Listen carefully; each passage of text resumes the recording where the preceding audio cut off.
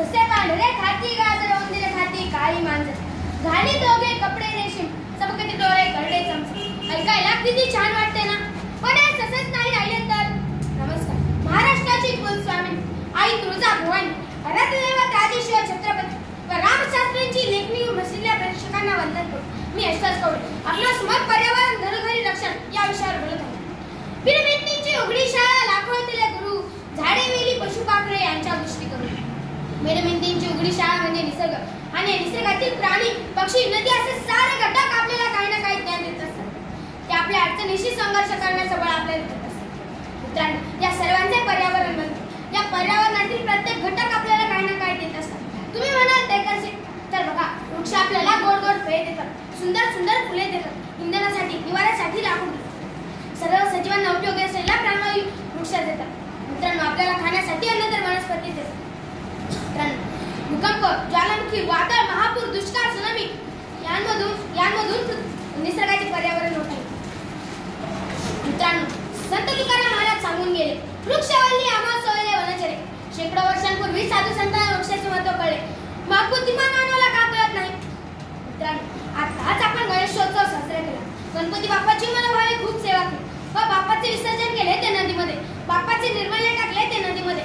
इथेच आपण थांबत नाही, तर आपल्या स्वच्छ सुंदर नदीमध्ये आपण गटारी सोडून मोकळे होतो. हे आपल्याला कळत नाही. मित्रांनो, आपली संस्कृती जपणे, आपले कार्यक्रम साजरे करणे हे महत्त्वाचे आहेच, पण याच्यासोबत आपल्या नदीमातेचे खूप मोठ्या प्रमाणात प्रदूषण होत आहे. मित्रांनो, आपल्या नाशिक महानगरपालिकेने एक योजना सुरू केली आहे, ती म्हणजे स्वच्छ नाशिक सुंदर नाशिक. आणि या मोहिमेतून रोज घंटागाडी प्रत्येकाच्या दारात जाऊन आवाहन करत आहे, आली आली आली आली घंटागाडी, वार्डामधला कचरा काढी, घंटागाडी घंटागाडी.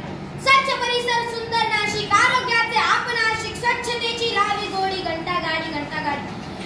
आपल्या घरातील आणि परिसरातील ओला आणि सुका कचरा वेगवेगळा करून घंटागाडीतच टाका आणि नाशिक महानगरपालिकेला सहकार्य करा. मित्रांनो, आपल्या पृथ्वीला म्हणजेच आपल्याला ऊर्जा मिळते ती सूर्यापासून, परंतु सूर्याचे घातक अतिनील किरणे आपल्या सजीवांसाठी अतिशय घातक आहेत.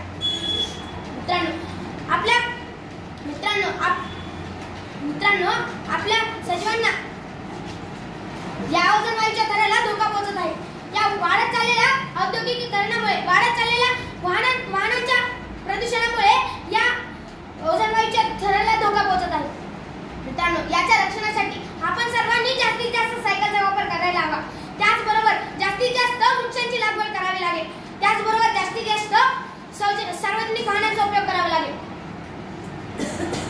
मित्रांनो, या पर्यावरणाच्या रक्षणासाठी मी एवढंच आवाहन करतो की वृक्ष आमचे मित्र, त्यांना तोडू नका कोणी, त्यांना तोडू नका कोणी.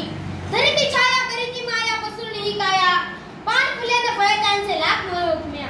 जतन त्यांचे करूया आपण प्रेमांनी, वृक्ष आमचे मित्र, त्यांना तोडू नका कोणी.